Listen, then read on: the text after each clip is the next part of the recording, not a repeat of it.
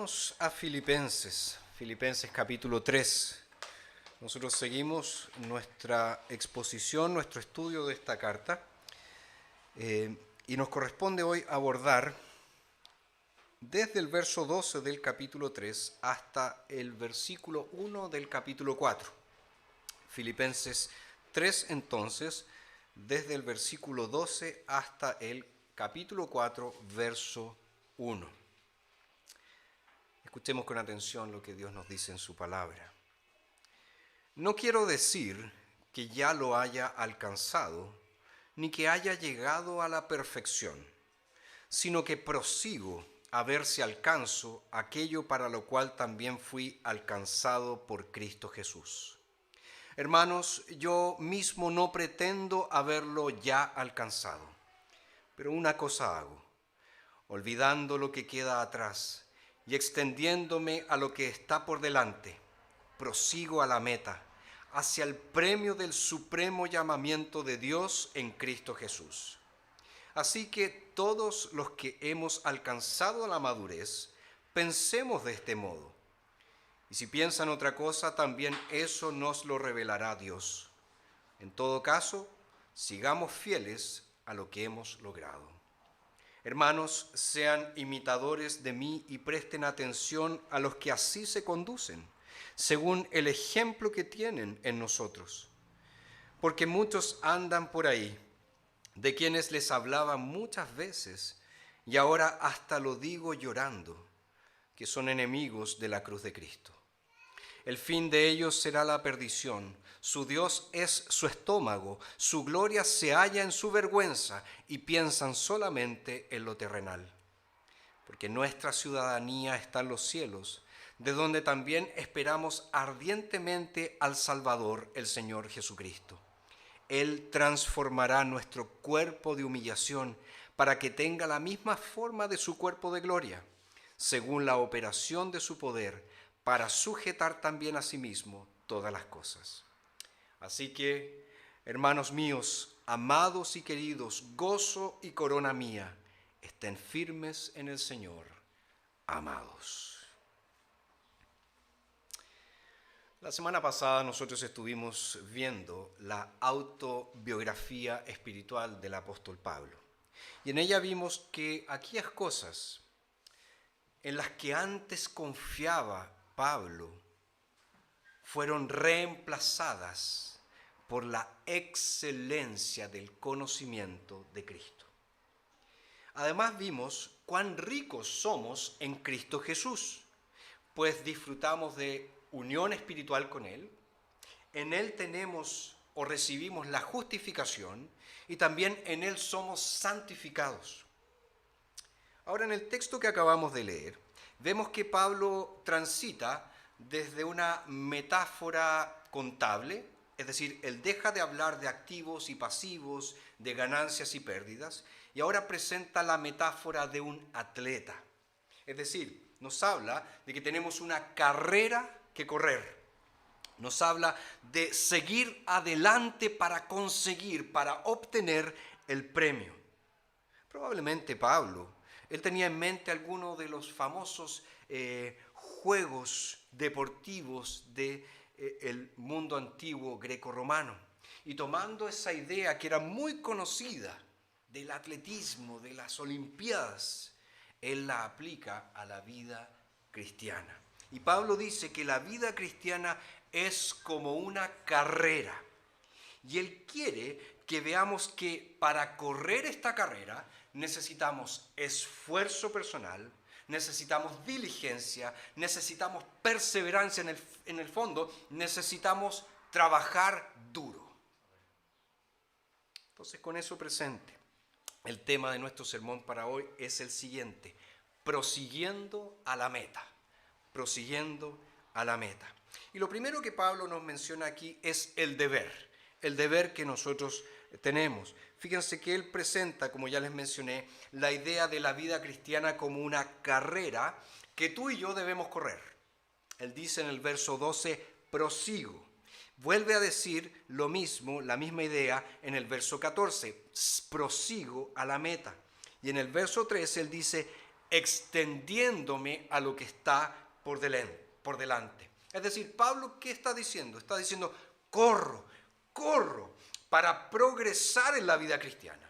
Es un trabajo arduo, es un trabajo duro y me esfuerzo diligentemente para conseguirlo. Me esfuerzo para seguir adelante. Ahora, el objetivo de tamaño esfuerzo es descrito en el verso 14 por Pablo de la siguiente forma: el premio del supremo llamamiento. El premio del supremo llamamiento. Hacia allá se dirige Pablo. Esa es su meta. Y él sabe que para llegar a esa meta requiere esforzarse mucho. Pablo nos dice que como cristiano está en una carrera y él quiere ganar el premio de esa carrera. Y con esta carrera obviamente se está refiriendo a qué cosa: a nuestro crecimiento espiritual, a nuestra vida cristiana, pero el esfuerzo destinado ¿a qué? A la madurez espiritual. Fíjense que el crecimiento espiritual no es una cuestión de cruzarse de brazos y dejarse llevar, dejarse que Dios haga la obra. Es decir, no somos pasivos en la vida cristiana. No hay crecimiento espiritual sin que nosotros lo busquemos con esfuerzo y con diligencia. No existe cosa tal como un cristiano pasivo que haya llegado, que haya alcanzado la madurez espiritual. No hay santidad que haya llegado a la vida de un creyente sin que éste haya tenido que trabajar arduamente por conseguir esta santidad, por obtener esta santidad, por crecer en esta santidad. Pablo dice entonces, prosigo, sigo adelante. Él quiere que nosotros sigamos adelante. Él quiere que seamos diligentes, que usemos los medios de gracia, la palabra, los sacramentos, la oración, que nos reunamos con el pueblo de Dios, que estemos en la casa de Dios en el día del Señor, que guardemos el día del Señor. Él quiere que crezcamos más y más. Él quiere que digamos no al pecado y sí a la justicia. Él quiere que trabajemos duro para que seamos hombres y mujeres del Señor. Queridos, una santidad que no se busca, una santidad que no se persigue, es una santidad que jamás se alcanza. La santidad es nuestro deber.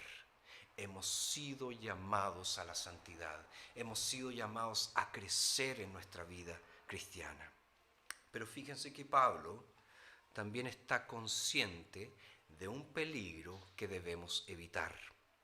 El gran peligro que Pablo, que tú y que yo enfrentamos, ¿cuál es según este texto? Mirar atrás. Mirar atrás. Él dice en el verso 13, olvidando lo que queda atrás y extendiéndome a lo que está por delante. ¿Qué está diciendo Pablo entonces? Si quieres progresar en la vida cristiana, si quieres crecer en santidad, si quieres madurar en la fe, no mires para atrás. No mires para atrás. ¿Qué sucede si nos ocurriera correr una carrera y mirar para atrás? Nos vamos a sacar la mugre. Nos vamos a caer, vamos a tropezar y nos vamos a caer. Entonces, en la mente de Pablo, ¿qué es lo que él tiene aquí? ¿Qué es lo que él está pensando? Él está pensando en el antiguo patrón de vida que solía tener antes de conocer a Jesús. Una vida de autosuficiencia en la que él ponía confianza en qué cosas, en que él podía ser aceptado por Dios en base a su rendimiento, en base a lo que él podía hacer, en base a sus esfuerzos, en base a su justicia personal, en base a sus obras, en base a sus méritos. Y Pablo está diciendo aquí algo que tú y yo necesitamos aprender muy correctamente. Pablo está diciendo, nunca volveré a eso. Nunca más voy a volver a eso. Nunca voy a confundir la justificación con la santificación. Jamás. Ahora a menudo nosotros confundimos esas categorías bíblicas. La justificación es una categoría legal en la Biblia. Es un concepto forense, es un concepto jurídico. Dios nos considera justos delante de sus ojos, basado en los méritos de la justicia perfecta de Cristo Jesús, que nos es imputada a nosotros mediante la fe. La santificación es una obra de Dios. Es algo que Dios hace en nosotros mediante su Espíritu Santo. Nos transforma de dentro hacia afuera. En esta obra, en la obra de la santificación, es donde nosotros tenemos nuestra parte. En palabras de Pablo, es allí donde nosotros tenemos que correr la carrera, en la santificación. Ahora, muchas veces nosotros pensamos en nuestra justificación como algo que nosotros hacemos. Queremos que Dios nos acepte porque somos buenos corredores. Queremos que Dios nos halle justos ante sus ojos debido a nuestro desempeño. Pero Pablo dice, no voy a volver a eso. Nunca voy a volver a confundir estas categorías. Nunca voy a volver a mirar hacia atrás, hacia el patrón antiguo, hacia esa idea de que mis obras son las que me hacen aceptable delante de Dios. No corro mi carrera para que Dios me ame, para que Dios me acepte. Corro esta carrera porque Él ya me ha amado, porque Él ya me ha aceptado por gracia. Por eso corro la carrera cristiana. Nunca voy a volver a mirar hacia atrás. Querido, querida, si intentas correr tu carrera cristiana mirando hacia atrás, recordando viejas costumbres religiosas, vas a tropezar, vas a caer. Debes extenderte a lo que está por delante, a la meta, al supremo llamamiento de Dios en Cristo Jesús. Si eres cristiano, eres una nueva criatura en Cristo Jesús. Por lo tanto, sigue adelante con tus ojos fijos en Cristo Jesús, no en tu pasado, en tu desempeño pasado, en tu pureza pasada, o en ti mismo, ¿verdad? En tus tropiezos, en tus fracasos, o en tus éxitos, en tus logros. Pablo dice, olvidando lo que queda atrás, prosigo a la meta. Dejando lo que queda atrás, sigo adelante. Entonces tenemos un deber que cumplir, buscar la santidad. Tenemos una carrera que correr, pero tenemos también un peligro que evitar. La segunda cosa que menciona aquí Pablo es la gracia necesaria. Hablamos del deber, ahora la gracia necesaria. Fíjense que aunque el apóstol Pablo está resaltando nuestro deber, inmediatamente nos recuerda la gracia de Dios en Cristo Jesús. Es solo la gracia de Dios la que nos ayuda a perseverar, a seguir corriendo la carrera cristiana rumbo a la madurez. Pablo dice en el verso 12, prosigo a ver si alcanzo aquello para lo cual también fui alcanzado por Cristo Jesús. En otras palabras, está diciendo, quiero hacer mío el premio que Cristo Jesús ha ganado para mí. Pablo menciona aquí el inquebrantable agarre de Cristo y dice que ese inquebrantable agarre de Cristo es lo que lo motiva, es lo que lo impulsa a seguir adelante. Pablo persevera, Pablo sigue adelante porque siente, está convencido de que el inquebrantable agarre de su Salvador está obrando en su corazón, está obrando en su vida. Él sabe que nada lo puede arrebatar de las manos de su Salvador. Él está completamente seguro en los brazos de Cristo. Y es por eso que él sigue con audacia, él sigue con gozo, sabiendo que es una carrera que por la gracia de Dios no va a perder. Y no puede perderla. ¿Por qué? Porque Cristo Jesús ya la ha ganado por él. Además, Pablo dice en el verso 14 que el supremo llamamiento de Dios en Cristo es un poderoso motivo de ánimo para seguir adelante en la carrera cristiana. Ahora, es importante que entendamos bien lo que Pablo está diciendo aquí. Él está pensando en el llamado eficaz de Dios. En el llamado eficaz de Dios.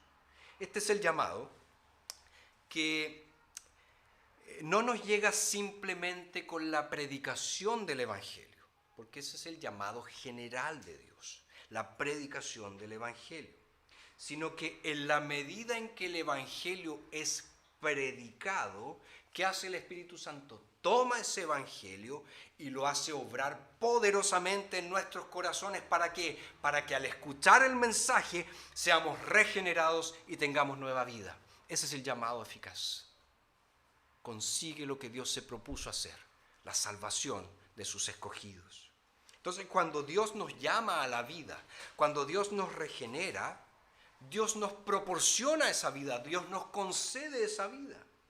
Y aquí Pablo se refiere a él entonces como el supremo llamamiento. Literalmente le está diciendo un llamado de arriba, un llamado del cielo. Es un llamado celestial. ¿Recuerdan cuando Pablo fue llamado de las tinieblas a la luz? Es muy interesante el texto allí en Hechos capítulo 9, porque nos dice que a plena luz del día, Pablo, respirando amenazas y muerte, iba rumbo a Damasco para tomar presos a los cristianos. Pero en medio de ese día hubo un resplandor que lo tiró al piso. Ojo, nunca se cayó el caballo, en ninguna parte dice que iba a caballo. Así que un resplandor lo tiró al piso. Así que no crean en las películas. Lo tiró al piso y ahí él se encontró con el Salvador. Y fue un llamado eficaz. No fue una mera invitación. Dios no le dijo a Pablo, mira Pablo, te he hecho nueva criatura. Ahora todo depende de ti. Completamente. Veamos cómo corres entonces la carrera cristiana. Aquí está el llamado. Me encantaría verte en la gloria final, pero tienes tú que correr la carrera. Y si no llegas a la meta, sería una pena. No.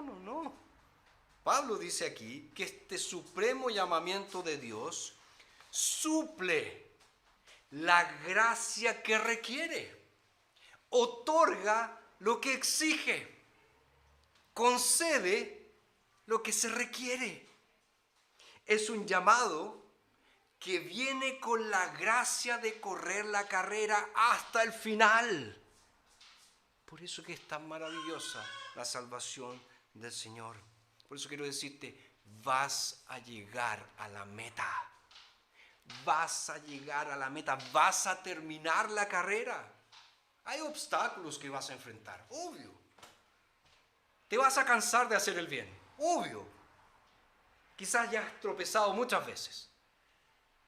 Quizás has tomado desvíos pecaminosos que te han hecho sufrir mucho. Pero si eres de Cristo, si estás en Cristo, el inquebrantable agarre del Señor nunca, jamás se va a romper. Y el llamado de Dios en Cristo Jesús te va a proporcionar la gracia necesaria para seguir adelante. Por lo tanto, si has caído, ponte de pie. Ponte de pie. Pon tu rostro en dirección al premio y sigue corriendo, aferrado a Cristo. La gracia de Dios te dará todo lo que necesites para llegar al final. Vemos entonces el deber. En segundo lugar, la gracia necesaria. Y en tercer lugar, dos fuentes de ánimo. Dos fuentes de ánimo. Pablo concluye esta sección exhortándonos una vez más. Y lo hace presentando dos fuentes de ánimo para que sigamos corriendo la carrera cristiana. Y la primera de ellas es un llamado a aprender de los buenos ejemplos y a llorar por los malos ejemplos. Y eso no es novedad para nosotros, todos aprendemos por el ejemplo. Todos aprendemos viendo a alguien hacer algo. Y también todos hemos sido testigos de buenos ejemplos como de malos ejemplos. Y Pablo, él quiere que nosotros aprendamos de los buenos ejemplos, pero también quiere que estemos atentos a los malos ejemplos. En el versículo 17 él dice: hermanos, sean imitadores de mí y presten atención a los que así se conducen, según el ejemplo que tienen de nosotros. Fíjense, es importante notar que Pablo no está diciendo que él es el ejemplo perfecto de las virtudes cristianas. Él no está diciendo eso. De hecho, tal como nos recuerda en el versículo 12, él no cree haber llegado a la perfección. Él no cree ser perfecto. Más bien, el ejemplo que él desea que nosotros imitemos es la de un hombre que vive para ganar el premio del supremo llamamiento de Dios en Cristo Jesús. Es decir, Pablo se presenta aquí como un modelo de quien vive a la luz de la eternidad. Pero ojo, no es solo Pablo, porque él dice: presten atención a los que así se conducen, según el ejemplo que tienen de nosotros. Imiten esos buenos ejemplos, está diciendo Pablo. Hay muchas personas a nuestro alrededor que están viviendo para la gloria de Dios, buscando vivir vidas que honran al Señor, viviendo a la luz de la eternidad, corriendo para ganar el premio, viviendo como ciudadanos del reino de los cielos. Hay muchas personas así. Pablo quiere que nosotros veamos esos ejemplos e imitemos su proceder. Sigamos su ejemplo. Pero lamentablemente, no solo hay ejemplos positivos y dignos de imitar, también los hay negativos. Y Pablo dice que debemos tener cuidado con ese tipo de personas. Verso 18, porque muchos andan por ahí, de quienes les hablaba muchas veces, y ahora hasta lo digo llorando, que son enemigos de la cruz de Cristo. El fin de ellos será la perdición. Su Dios es su estómago. Su gloria se halla en su vergüenza, y piensan solamente en lo terrenal. Estas personas descritas por Pablo aquí, obviamente son personas que no son de Cristo. Pueden ser muy religiosas, perfectamente religiosas, pero la cruz no es el fundamento de sus vidas. Jesús no es el centro de sus vidas. La obra de Cristo en la cruz no ha cautivado sus corazones. De hecho, dice Pablo, son enemigos de la cruz. Son antagonistas al Señor. Y notemos lo que dice Pablo de ellos. Dice: el fin de ellos será la perdición. El fin de ellos será la perdición. Queridos, si tu vida no se basa en lo que Jesús hizo cuando dio su vida en rescate por los pecados en el Calvario, ¿sabes cuál es la gran tragedia? La gran tragedia es que tu destino es la muerte y el infierno por siempre. Esa es la gran tragedia. Esa es la gran tragedia de la humanidad. Y la gente tiene sus ojos tan cerrados para cosas tan superficiales, para cosas tan terrenales, cuando la gran tragedia de la humanidad es que si no tienes a Cristo, vas a morir eternamente.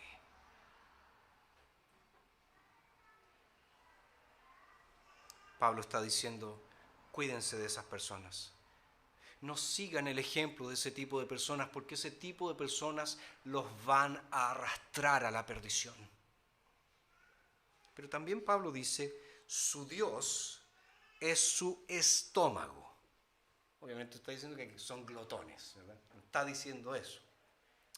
En los días del apóstol Pablo, a diferencia de los nuestros, se sentía con ¿qué? Se sentía con las entrañas. Nosotros sentimos con el corazón, ay, me duele el corazón, porque sufrí de un amor no correspondido. Ellos decían, me duele la guata porque no me pescaron. Un poquito diferente, pero en el fondo es lo mismo. Entonces, fíjense, lo que Pablo está diciendo es que estas personas se caracterizan por idolatrar las emociones y sentimientos, no la verdad. Lo que gobierna sus corazones, lo que regula sus vidas son las emociones. Y como consecuencia, su moral está completamente descontrolada. Tienen su mente en las cosas terrenales. De hecho, su emocionalismo, su mentalidad mundana ha desordenado tanto su moral que dice Pablo que las cosas vergonzosas se convierten para ellos en motivo de gloria. Se jactan de cometer actos vergonzosos, dice Pablo. Y esto lo vemos tan claramente en nuestro país hoy. Cosas vergonzosas hoy se presentan como virtudes. Cosas que nunca debieran pronunciarse en voz alta. Se promueven públicamente como si fuera lo mejor. Y Pablo nos dice que tengamos cuidado con ese tipo de personas. Su estilo de vida, aunque pueda parecer que está en la vanguardia de la cultura de hoy, que su estilo de vida sea motivo de alabanza, porque toda la cultura hoy alaba ese tipo de cosas, Pablo nos dice, su vida es completamente destructiva, su estilo de vida es completamente destructivo. No los imiten, no los sigan, no tengan comunión con ellos. Si vamos a vivir a la luz de la eternidad, debemos buscar e imitar ejemplos de aquellos que están buscando vivir para la gloria de Dios. De la misma forma, debemos aprender de estos ejemplos negativos. Porque las personas a quienes nosotros imitamos, nos guste o no, nos moldean, determinan cómo nosotros vivimos. Entonces, los que están más cerca tuyo, ¿están siguiendo a Cristo? ¿O hacen de sus emociones un ídolo y se jactan de hacer cosas vergonzosas? Ahora bien, es muy importante ver que Pablo no solamente nos está diciendo aquí, tengan cuidado con ellos. Literalmente Pablo está diciendo, lloren por ellos. Lloren por ellos. Y en eso nosotros también tenemos que imitar al apóstol Pablo. Pablo no disfrutaba de denunciar a este tipo de personas. En sus palabras no hay una sola gota de autojusticia, como si él se sintiera tan superior moralmente que era capaz de denunciar a todos los perversos. Cosa que hoy en día en Chile todo el mundo hace. Todo el mundo le da clases de moral a los otros por las redes sociales. Pero ¿qué tipo de moral tiene la persona que está denunciando al otro? Pero fíjense aquí, Pablo, al parecer, conocía personalmente a estas personas que él está denunciando. Pablo había estado en Filipos y tal vez mientras escribía esta carta, él recordaba sus rostros, recordaba sus conversaciones con estas personas, recordaba haberlos amonestado cara a cara, uno a uno. Y ahora, mientras les advierte a los filipenses acerca de ellos, de estos malos ejemplos, lo hace ¿cómo? Lo hace con lágrimas, lo hace llorando. Y este es un punto importante. Es muy improbable que tú imites la rebelión, la rebeldía y el pecado de alguien si estás llorando por su rebeldía, si estás llorando por su pecado. Y cuando Pablo nos enseña a vivir a la luz de la eternidad, nos dice, vive imitando buenos ejemplos, vive llorando por los malos ejemplos. Pero Pablo también presenta una segunda fuente de ánimo para nuestra carrera cristiana. No solamente mirar los buenos ejemplos e imitarlos, y mirar los malos ejemplos y evitarlos, sino que también nos presenta otro gran motivo de ánimo. ¿Cuál es este? Recordar nuestro destino. No pertenecemos a este mundo. Este mundo no es nuestro hogar. Si vas a vivir para la eternidad, debes tener constantemente en cuenta dónde está tu verdadera ciudadanía. No es aquí, sino en otro mundo. Nuestra ciudadanía está en el cielo, dice Pablo, verso 20, donde también esperamos ardientemente al Salvador, el Señor Jesucristo. Él transformará nuestro cuerpo de humillación para que tenga la misma forma de su cuerpo de gloria, según la operación de su poder, para sujetar también a sí mismo todas las cosas. Pablo claramente no parece saber absolutamente nada acerca de un rapto secreto de la iglesia seguida de una futura segunda venida de Cristo. Le está diciendo, cuando Jesús venga, Él va a sujetar todas las cosas debajo de sus pies. Vamos a ser transformados y los malvados serán juzgados eternamente. Y Pablo describe el gran cambio que el pueblo de Dios experimentará cuando Cristo vuelva. Él dice, Él transformará nuestro cuerpo de humillación para que tenga la misma forma de su cuerpo de gloria. El cuerpo de nuestra humillación va a desaparecer y en su lugar Cristo nos dará un cuerpo que está en perfecta conformidad con su cuerpo de exaltación. ¿Te has puesto a pensar en eso? ¿Te has puesto a pensar en eso? El destino más glorioso, el destino más maravilloso que nos aguarda, la gloria que nos aguarda.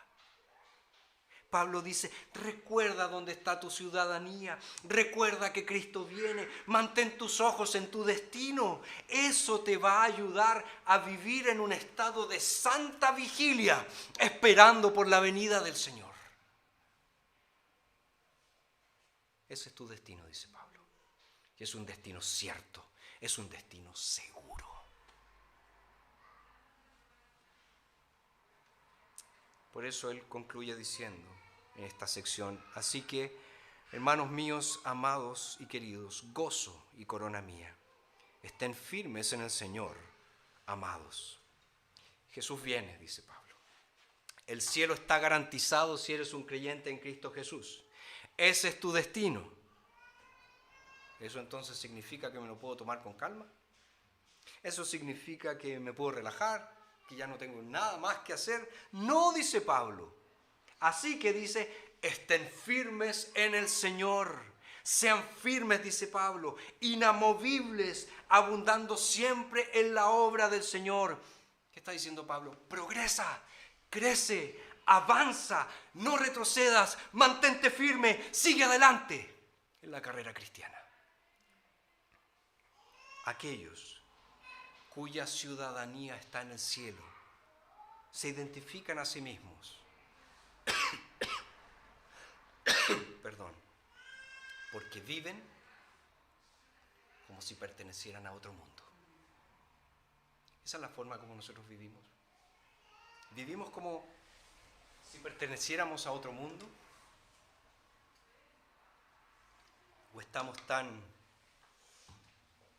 mimetizados que nadie nos distingue.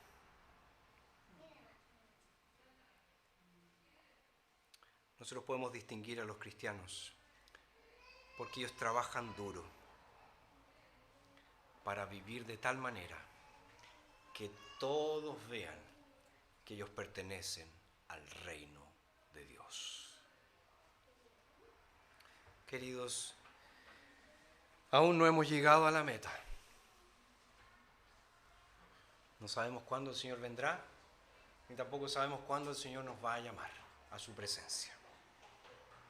Sin embargo, hoy somos llamados por la palabra de Dios a seguir adelante, puestos nuestros ojos en Jesús, el autor y consumador de nuestra fe.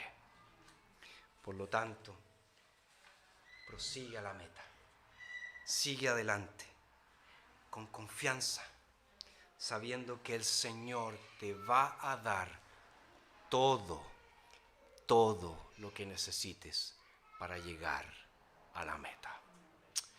Señor, te damos las gracias, porque una vez más somos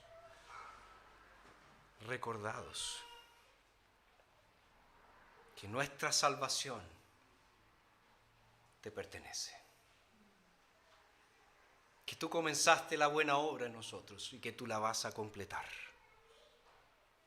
Que aquellos que fueron escogidos antes de la fundación del mundo van a perseverar para estar con Cristo por la eternidad. Pero también, Señor, somos recordados que tenemos un deber que cumplir. Y ese deber es ser santos, como tú eres santo. Pero cuando contemplamos esa verdad bíblica y nos miramos a nosotros mismos, decimos, yo no puedo ser así. Y ahí es donde tu gracia, que todo lo da, que todo lo suple, aparece gloriosa como ella es. Pedimos también, Señor, que nos animes mirando buenos ejemplos, pero principalmente que nos animes sabiendo dónde está nuestro destino. Gracias, Señor, por la salvación perfecta. En el nombre de Cristo. Amén.